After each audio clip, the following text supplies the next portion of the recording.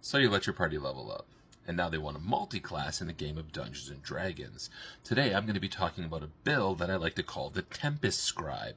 It consists of Order of Scribes Wizard and Tempest Cleric. You're going to combine these two for some fun effects.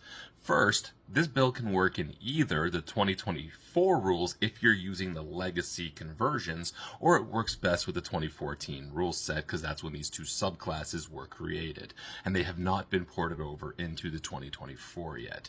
However, you can still use them if your DM allows you to use the legacy conversions. It's just going to come online literally one level later. Now, to get into this, you're going to start out as a Tempest Cleric. You're going to be a level 1 Tempest Cleric with 13 Wisdom or higher if you rolled for stats and got some good stats, but 13 Wisdom is the bare minimum that you need for this build. So you're going to want a lot of defensive spells and kind of like utility things like Bless and such to get you through these early levels. Now, once you hit level 2 in the 2014 rules, or level 3 in the 2024 rules where you get your Channel Divinity, you're going to multi-class into Wizard and go Wizard for the rest of the build. Then you're going to take Order of Scribes.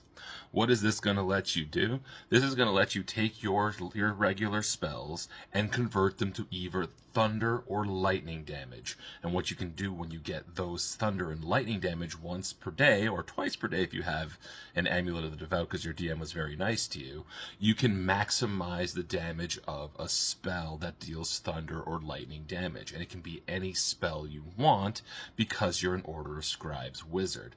So if you want to take that fireball that you cast, it's going to be either a level 7 or level 8 depending on which rule set you're using. You're going to be able to cast it and then channel Divinity Destructive Wrath and burst out 48 or 8d6 maximized lightning damage instead of fire damage. You're going to be casting lightning balls or thunder balls. At higher levels, what can you do?